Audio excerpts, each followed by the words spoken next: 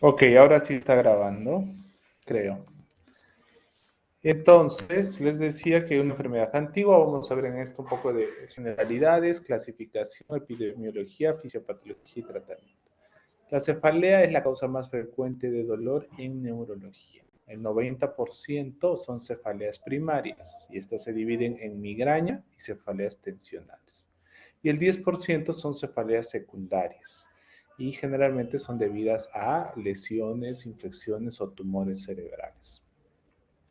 Entonces, la cefalea primaria, hay mecanismos neuroquímicos implicados, neurotransmisores como noradrenalina, serotonina, el gen activador de calcitonina van a desencadenar problemas de vasodilatación o vasoconstricción y eso origina cefalea primaria.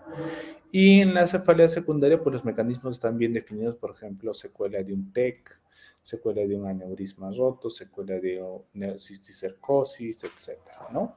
Y luego vienen las neuralgias craneales, que son irritación de los nervios craneales, principalmente el trigémino, la neuralgia de Arnold, que producen dolores muy intensos y discapacitantes. Entonces, la clasificación dice que, sí, ¿La neuralgia craneal sería secundaria? la Neuralgia neuralgia craneal. craneal no, es primaria. Bueno, tiene dos causas. Primaria, cuando no conocemos la causa, y secundaria, una compresión vascular. Por ejemplo, la neuralgia del trigémino puede ser debida a que el nervio pasa por un asa arterial y se comprime, y de ahí vienen las descargas eléctricas. Si esa es la causa, se tiene que operar. O idiopática, de la nada aparece una neuralgia del trigémino secundaria a un procedimiento odontológico, generalmente a una endodoncia. La clasificación sería una migraña, cefalea tensional, cefalea trigeminal autonómica y los otros desórdenes de cefalea. Y las secundarias, pues debido a un aneurisma, a una infección, a un problema estructural. Y las otras neuralgias que son las de los cráneos, principalmente trigémino y la neuralgia de Arnold, la neuralgia glosofaringe también. ¿Cómo es la frecuencia? Pues la migraña es episódica, cíclica, ¿ok? La cefalea tensional es continua y permanente, bifrontal, y luego se va a la parte occipital.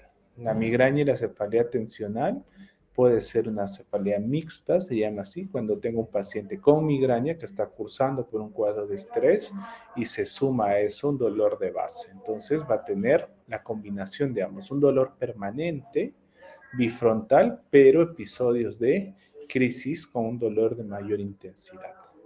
La cefalea en racimo es un dolor muy agudo, generalmente en varones que tienen cefalea cada año, cada 2 años, pero cuando presenta el dolor es bien discapacitante.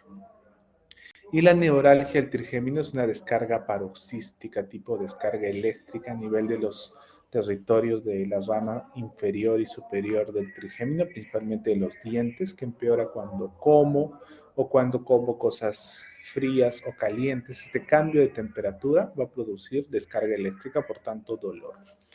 Y el dolor de cabeza por un proceso expansivo como un tumor, pues es de intensidad leve al inicio, pero permanente y va subiendo. Entonces es increciente. ¿Ok? Y cada vez se hace más intenso y aparecen otros signos neurológicos. ¿Y cuáles son los otros signos neurológicos? Se clasifica con estas escalas de 2SN o P5. ¿Qué quiere decir? Signos de alarma. Las 2S son de síntomas como fiebre, mialgias, pérdida de peso o riesgos secundarios como historia de malignidad, VIH, insuficiencia renal, uso de corticoides. La N es de signos neurológicos, principalmente focalización, puede ser problemas de conducta, pueden ser trastorno de conciencia, convulsiones o déficit motor. La O es de inicio súbito, cefalea en estallido. Ojo, si una persona nunca ha tenido cefalea y ahora lo presenta de forma muy intensa, pensar en un aneurisma cerebral.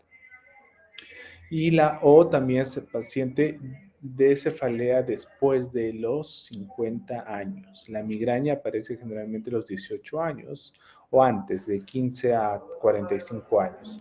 Pero después de los 50 pensar en un proceso expansivo cerebral.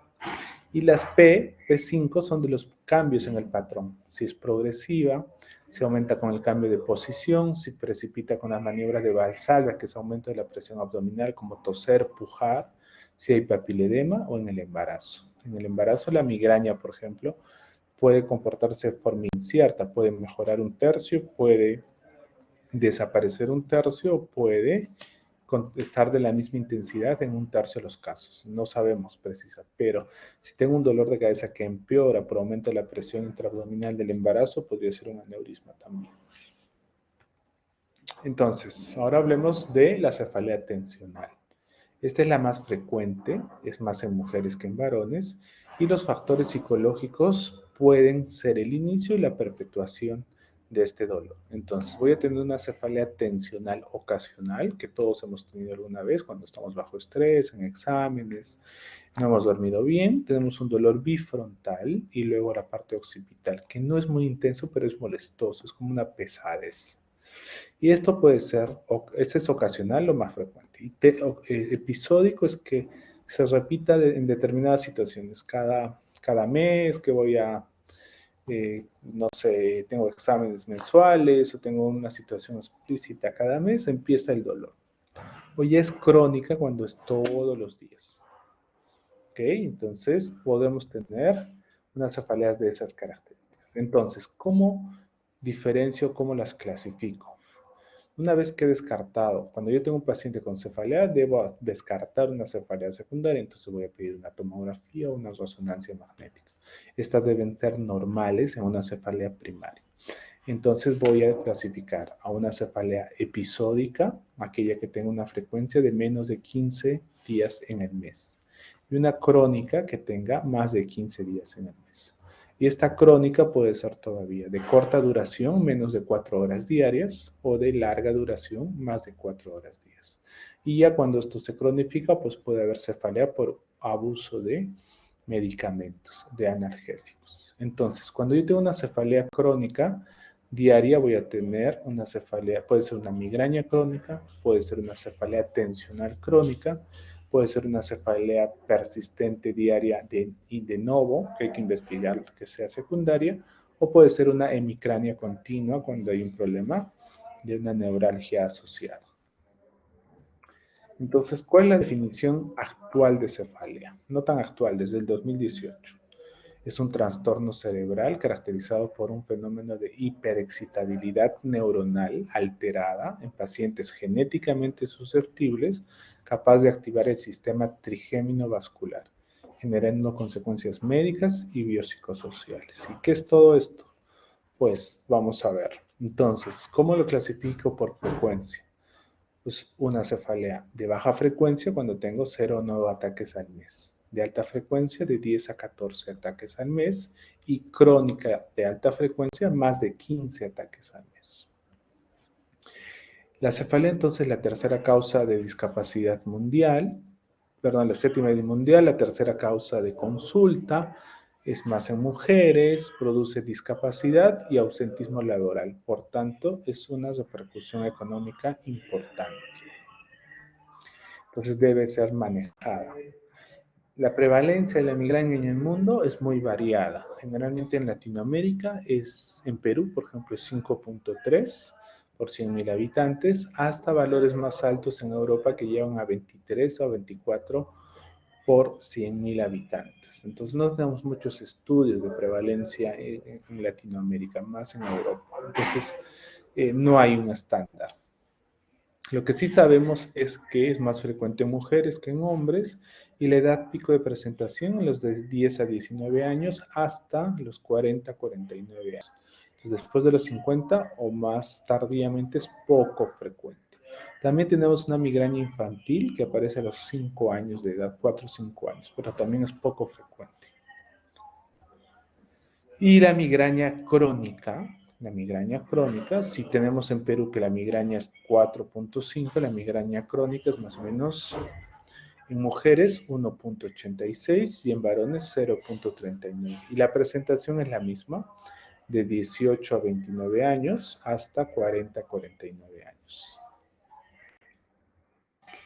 ¿Y por qué hay un componente hereditario? Porque se han encontrado genes y proteínas implicadas en una genética de la enfermedad. Entonces hay genes asociados al cromosoma X, por eso es más frecuente en mujeres, y las madres heredan a sus hijas o a veces a sus hijos, pero sí hay componentes ya identificados. Entonces, los familiares de primer grado vamos a tener una migraña sin aura hasta 1.9 veces más y una migraña con aura hasta 4 veces más el riesgo de sufrir migraña con aura. Entonces hay un componente importante de patrón hereditario.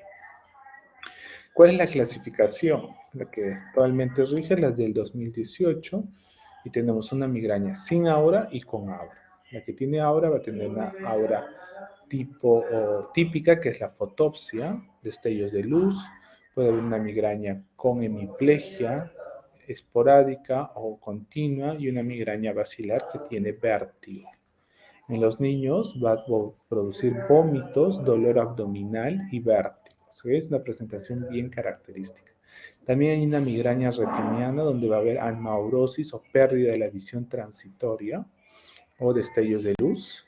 Y las complicaciones de esta migraña pueden ser un infarto migrañoso, un estatus migrañoso, es decir, que el dolor persista más de 72 horas, o crisis convulsivas desencadenadas por migraña. ¿Por qué se produce esto?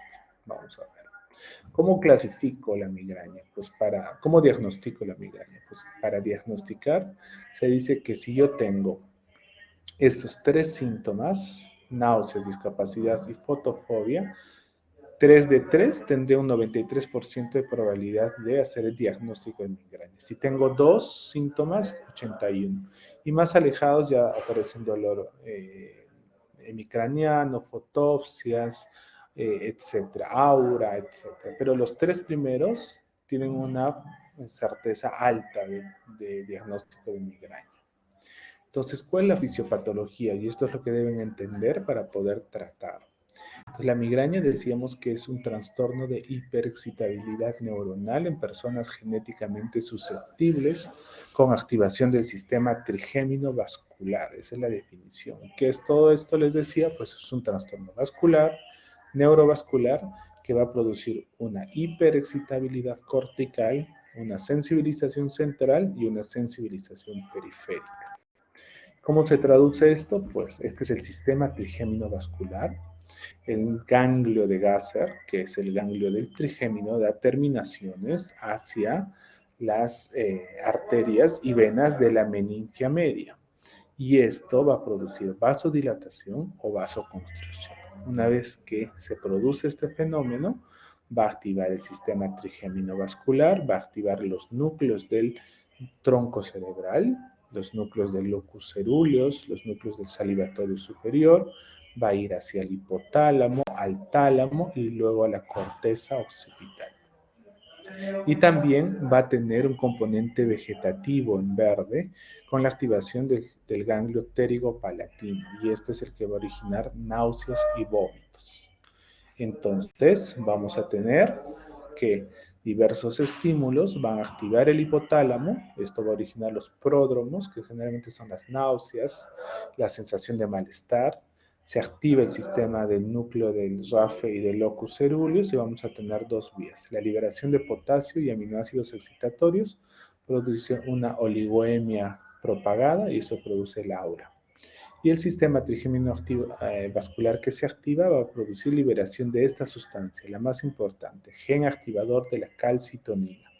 Y esto va a producir vasodilatación a nivel de los vasos de la meninge, una inflamación estéril a nivel del encéfalo y la fase de dolor. Entonces, dos fases, fase de aura y fase de dolor. Entonces, todo esto va a dar lugar a una sensibilización periférica, que es activación de estos nervios en el cuero cabelludo, Por eso es que las mujeres con migraña crónica dicen, me duele el cuero cabelludo, cuando me paso el peine por el cabello me duele, cuando me paso la mano en el cuero cabelludo me duele. Eso se llama alodinia. Y esa alodinia cutánea es por una sensibilización periférica. Y la sensibilización central es una activación de las vías trigémino-vasculares a nivel del tálamo. Entonces vamos a ver las fases. ¿Qué pasa en la fase de aura? Pues se produce una esfera visual, escotomas, porque se activa la corteza occipital, hay una oligoemia, es decir, disminución del flujo sanguíneo. Es por eso que si esto persiste va a originar las complicaciones, que es una migraña hemipléjica, porque esto va a ir hacia el lóbulo parietal y luego al frontal, donde está el homúnculo motor. Entonces, el paciente va a tener una hemiplegia transitoria o puede tener una convulsión transitoria porque hay menos flujo sanguíneo a este nivel. O puede producir alteraciones del lenguaje. Y luego esto va a producir flashing, destellos de luz, y esta oligoemia puede durar hasta 2 horas con disminución del flujo. Y en compensación, que va a producir una vasodilatación que aumente el flujo de los vasos sanguíneos de la arteria meningia media. Entonces, una fase de oligoemia que va a progresar hacia la parte parietal y frontal, y en compensación se produce una vasodilatación. Entonces empieza con una vasoconstricción y después una vasodilatación. Y después de eso se produce la activación del sistema trigémino vascular de los vasos de la meninge, activan los núcleos del tronco cerebral, van al tálamo y esto hasta la corteza. Entonces se va a producir una inflamación estéril y esta inflamación produce la cefalea. Y esto va a traducirse con vasodilatación de los vasos de la meninge media y liberación de sustancias vasoactivas, principalmente el gen activador de la calcitonina. Y esto va a producir un edema neurogénico. Entonces empieza la cefalea importante, intensa, produciendo una inflamación meningia estéril y una inflamación neurogénica por activación del gen activador de calcitonina. Entonces va a dar la sensibilización central. Esto va a dar lugar a la cronificación posterior, la alodinia cutánea, la inflamación neurogénica y regula el sistema cardiovascular. Entonces, actualmente el tratamiento de la migraña está dirigido contra el gen activador de la calcitonina porque es el que va a desencadenar la acción del sistema trigémino vascular. Entonces tendríamos una fase de oligoemia, aura, ¿no es cierto? Luego una fase de vasoconstricción y luego vasodilatación, compensación de los vasos de la meninge que van a activar el sistema trigémino vascular, va a ir al tálamo, al hipotálamo, luego va a activar la corteza, viene la fase de dolor y regresa y activa el sistema salivatorio o vegetatorio, donde el paciente va a tener náuseas y vómitos. Entonces, las náuseas y vómitos no son de origen digestivo, entonces el tratamiento no va a ser con diminidrinato, debe ser con metoclopramida, que es un agonista dopaminérgico que va a bloquear el centro del vómito a nivel central. Entonces, parte del tratamiento debe ser manejar el dolor más control del vómito, porque estoy directamente bloqueando la activación del núcleo salivatorio, de los núcleos vegetativos, viscerales. Entonces, ¿cómo yo sé que pasa todo esto? Cuando hacemos una resonancia funcional, vemos que hay una fase premonitoria donde hay poliuria, malestar, fatiga, problemas de hipersensibilidad, problemas de cambios o hipersensibilidad al sonido, etc. Se va a activar el hipotálamo. Luego el aura, se activa la parte de la corteza occipital. Luego viene la fase de la cefalea, donde hay activación del tronco del hipotálamo, del tálamo, y luego la fase postdrómica, donde se ha activado todo, la corteza, tálamo e hipotálamo. Entonces, ¿qué pasa? ¿Por qué se cronifica la migraña? Por varios componentes. Teníamos un paciente sin migraña, luego con migraña, luego esta se vuelve de baja frecuencia, luego de alta frecuencia y se cronifica. Y depende de muchos factores, entre ellos la parte emocional, la parte de la obesidad también, porque se ha visto que la obesidad lo que tiene es aumento del tono simpático, aumento de la inflamación y aumento principalmente del gen activador de la calcitonina. Y este va a producir que se perpetúe la cefalea en personas con migraña episódica. Y los factores emocionales, se ha visto el maltrato infantil, la violencia sexual, etcétera, van a producir más liberación de neurotransmisores y esto van a perpetuar la migraña. También la alodina cutánea debido a esta sensibilización central y periférica. Y la periodontitis, la inflamación dental, origina más activación de sustancias vasoactivas, inflamatorias, y esto van a producir cronificación. El abuso de analgésicos, personas que se automedican y toman muchas pastillas para el dolor, va a producir el efecto contrario. O el abuso excesivo de cafeína. Normalmente la cafeína se usa para controlar el dolor, porque va a producir una vasodilatación y en la primera etapa hay una vasoconstricción, ¿no es cierto? Entonces tomamos hasta 2 tazas de café, pero hay personas que toman más de 6 tazas de café, tiene un efecto contrario. Entonces el abuso de cafeína es un factor para cronificación de la migraña. ¿Cuál es el tratamiento entonces? El tratamiento va a estar dirigido en 2 partes. Bloquear la sensibilización periférica, entonces si inicialmente hay una vasoconstricción, vamos a producir una vasodilatación vamos a evitar la liberación de sustancias inflamatorias y a este nivel va a actuar un receptor que es el 5-HT1B. ¿Ok? Que esta produce vasoconstricción. Entonces yo voy a producir el efecto contrario, vasodilatación. Y a nivel central, para bloquear la sensibilización central a nivel del tronco cerebral y de la corteza. Para eso voy a usar antiepilépticos. Para esto voy a usar analgésicos, AINES, para bloquear los neurotransmisores. Y a nivel central, antiepilépticos para bloquear la despolarización de las neuronas. Y para eso también voy a bloquear un receptor que es el 5-HT1D. ¿Okay? Entonces son 2 mecanismos claves para manejo de un dolor agudo.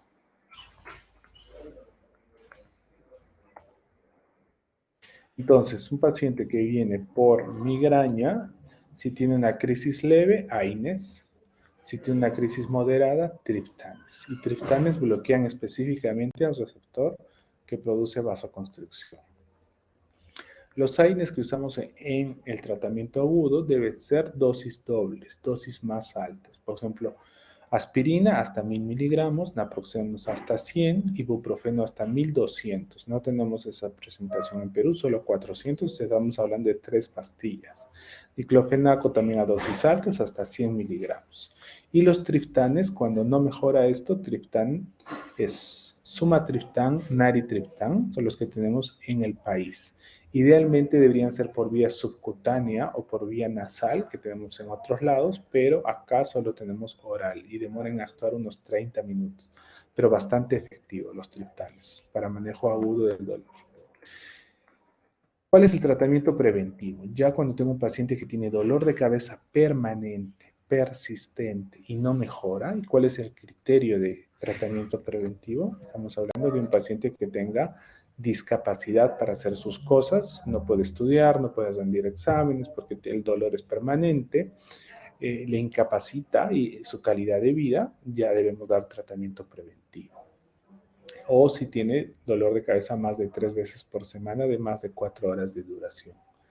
Entonces, tenemos varias opciones para el tratamiento preventivo. Uno de ellos es los antiepilépticos como el valproato de sodio, topiramato, podemos usar beta bloqueantes, podemos usar antidepresivos tricíclicos como amitriptilina o los otros como venlafaxina, que son antidepresivos duales. Entonces, en base a eso manejamos. Si el paciente tiene mucha ansiedad, le damos o insomnio, antidepresivos tricíclicos. Si es un paciente joven que no tiene ninguna otra comorbilidad, yo uso mucho propanolol a media dosis cada 12 horas, por ejemplo. Si el paciente tiene alguna otra comorbilidad, antiepilépticos. Topiramato es la droga que más se usa a nivel mundial, con buenos resultados. la dosis debe ser de 50 a 100 miligramos, pero produce pérdida de concentración y baja de peso. Entonces, cuando son mujeres las que usan, a veces les gusta mucho mantener la línea y es un medicamento que ellos optan porque controla el peso, pero produce déficit de concentración. ¿Ok? Valproato de sodio bastante bien usados también, a dosis de 1000 miligramos, pero en mujeres produce ovario poliquístico, hirsutismo, caída de cabello, aumento de peso. Entonces, tiene su efecto adverso. Y si es una mujer que quiere embarazarse, pues el valproato es bastante teratogénico, hay que tener mucho cuidado. Los otros medicamentos podrían ser gabapentina y los antidepresivos fluoxetina y amitriptilina. Tizanidina no hay en el país.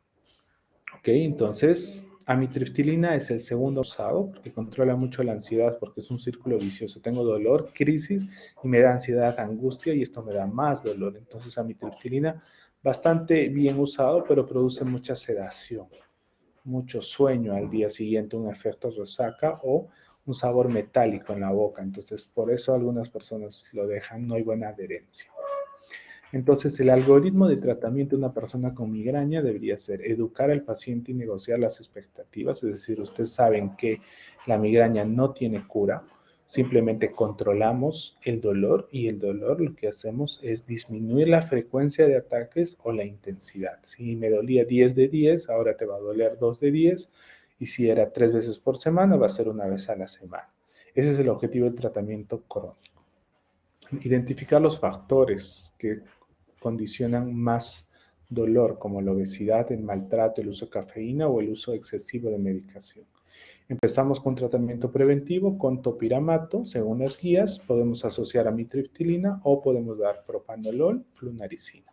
Si es que no mejora, podemos cambiar entre ellos. Y si ya, ¿cuánto tiempo debo dar un tratamiento preventivo? Unos 6 meses. Si no mejora, toxina botulina es lo que usamos, a dosis de 55 unidades hasta 195. ¿Y qué papel tiene la toxina botulínica? Lo que hace es bloquear a las terminaciones del nervio trigémino en la piel, en los vasos de la meninge media y de la piel. Esta alodinia cutánea que da la sensibilización periférica se bloquea por la toxina botulínica. Entonces, bastante útil y es lo novedoso. Estamos más o menos hace 4 años con la toxina y muy buenos resultados. Entonces, el paciente deja de tomar tanta medicación y con una aplicación de toxina cada 4 a 6 meses se controla bastante la migraña crónica. Ya si no mejora, estamos hablando de una migraña refractaria y actualmente se puede usar también anticuerpos monoclonales. El problema es el costo, una vez al mes. ¿Ok? Entonces, esa sería la forma y manejo de la cefalea principalmente las cefaleas primarias, las que hemos visto hoy. ¿Dudas? ¿Preguntas?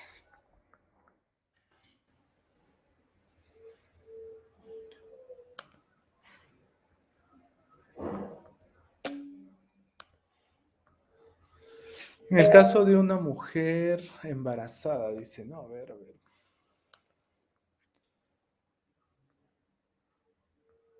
En el caso del embarazo, dice, bueno, un embarazo, ¿qué medicamentos se recomienda? Como hemos visto, parte del tratamiento es con antiepilépticos como topiravato, valproato. Estos son teratogénicos, no deben ser usados. El más inocuo para el embarazo es el propanolol, ¿ok? Propanolol. Y si hay una cefalea aguda, una crisis, podríamos usar paracetamol de dosis de 1 gramo. Ahora tenemos paracetamol endovenoso, pero no podemos usar ningún otro, no podemos usar triptanes, no podemos usar muchos AINES, porque estamos en formación del feto. Entonces solo sería de forma preventiva propanolol y en etapa aguda paracetamol 1 gramo. Los tratamientos de primera línea, me dice, ya. Entonces, los tratamientos de primera línea son una crisis de migraña o migraña crónica. ¿La metoclopramida solo se da en situaciones agudas? Sí. Entonces, ustedes están de guardia y viene una paciente con crisis de migraña, es decir, con una cefalea aguda. ¿Qué hago? Le doy analgésicos, AINES, ibuprofeno, diclofenaco, naproxeno, ketoprofeno, cualquiera de estos, pero al doble de dosis de la habitual. Según las guías, esa es la forma. Luego, le voy a dar metoclopramida, porque siempre las personas van a tener náuseas y vómitos. Entonces, para cortar el centro del vómito central, voy a dar metoclopramida. Recuerden que se activa en el tronco cerebral. Y luego, si no pasa, le voy a dar triptanes, sumatriptán, naditriptán. Si es que esa sería la forma de tratar a un paciente con crisis de migraña. Si ya traté la crisis y tengo un paciente con migraña crónica, voy a usar antiepilépticos o betabloqueantes o los antidepresivos. Dice, ¿la migraña solo da a mujeres, también a hombres? No, hemos visto que también da a hombres. La prevalencia es menor, pero da a hombres. Y cuando da a hombres es más severo. ¿Okay? Es un dolor más intenso y generalmente la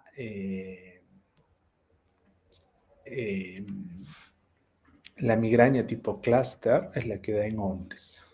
El uso de tramadol. Sí, el tramadol se puede usar, pero recuerda que produce muchas náuseas y vómitos. Entonces, los opioides serían como de tercera línea. No los recomendamos al inicio porque si la migraña ya te da náuseas y vómitos, si le das un medicamento que te da náuseas y vómitos, empeoras el dolor y empeoras el círculo de activación del centro del vómito.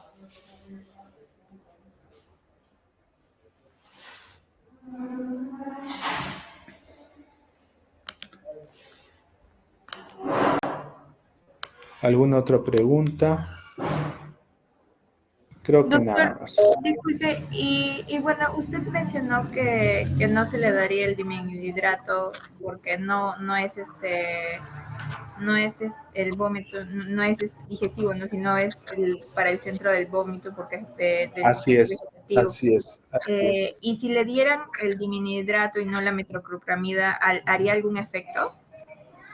No, probablemente no mejoraría. Es que tu objetivo de dar metoclopramida es atacar también a la fisiopatología, a mayor activación de la fase de cefalea.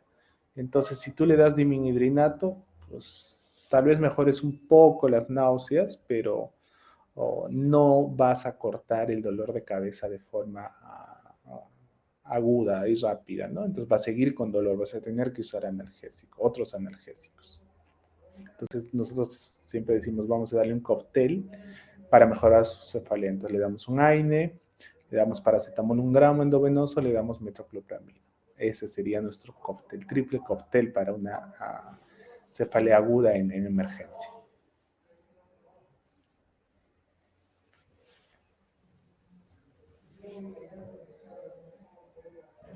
Doctor, buenas tardes. Hola. Quería saber si podía repetir por qué se daba hemiplegia episódica en lo que es la migraña. Como hemos visto en la fisiopatología, la fase de aura produce vasoconstricción, es decir, menos flujo sanguíneo al cerebro, oligoemia. Esta oligoemia empieza en el lóbulo occipital y luego va al lóbulo parietal y frontal. Puede durar hasta 2 horas. Entonces, si yo tengo menos flujo sanguíneo en el cerebro por 2 horas, puede producir una hemiplegia por menos circulación en esa zona. Puede originar una crisis convulsiva. Puede originar una migraña ocular, es decir, disminución de la visión completa, porque está con menos flujo sanguíneo la parte occipital y luego la parte parietal. Amaurosis, así es. Amaurosis fugaz. Ok, doctor, gracias. Y otra pregunta con respecto, bueno, esto no está dentro de lo que ha explicado, pero con lo que es cefalea de trigémino autonómica, que también es parte de las cefaleas primarias, sí es cierto que Sí, es menos frecuente. Y dentro de esta también hay otra clasificación que se divide en 4, como racimos, creo de así corte, breve es. duración, entre otras. ¿Cómo diferenciaría cada uno? Porque su clínica es similar. ¿Se debe la duración o qué otra cosa? Sí, en algunos factores que lo desencadenan. La clínica es muy parecida a estas cefaleas autonómicas trigeminales, se llama así, y algunas varían, por ejemplo, con el cambio del patrón de sueño y con el cambio horario. Algunas son después del almuerzo y después de la siesta principalmente. Algunas aparecen en la madrugada. La intensidad es generalmente 8 de 10 y es tipo descarga eléctrica. Algunos, por ejemplo, la cefalea de Orton produce eh, lo que es un eritema conjuntival o una vasodilatación a nivel de los ojos, puede haber un poco de tosis palpebral, puede haber un poco de anisocoria transitoria, etc. ¿no? Entonces, son un grupo de enfermedades poco frecuentes, pero que tienen más, es más compleja la forma de distinguir una de ellas, entre ellas. Y el tratamiento es casi similar, solo que damos oxígeno, podemos dar litio y corticoides para este tipo de cefaleas, lo que no usamos para las migrañas. Gracias, doctor.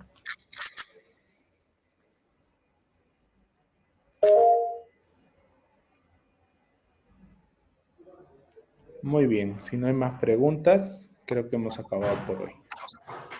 Doctor, una pregunta más, disculpe. En el tratamiento de la migraña crónica, se le da ciertos medicamentos al paciente. ¿Esos medicamentos sí o sí los tiene que tomar cada 12 horas todos los días o solo cuando tienen sus crisis? O sea, 2 veces a la semana, 3 veces a la semana.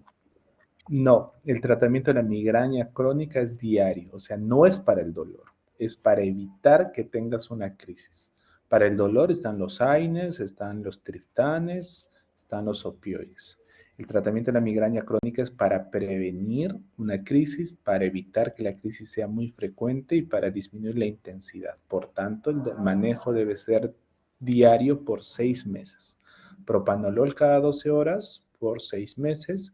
Topiramato una vez al día por 6 meses, valproato una vez al día, que son los más usados, o amitriptilina de 25 miligramos, uno cada noche, pero por 6 meses. Y el tomar 6 meses lo que hace es que yo tenga menos o control de la migraña por 2 años aproximadamente. Ese es nuestro promedio de mejoría cuando tomo de forma continua. No quiere decir que cuando esté tomando mi tratamiento preventivo no voy a tener crisis. Sí voy a tener, pero menos intensas. Antes llegaba a la emergencia con dolor de cabeza, ahora ya no, solo con un paracetamol me pasa y lo manejo en casa. Entonces, tiene como objetivo disminuir la intensidad del dolor y disminuir la frecuencia de crisis. ¿Ok?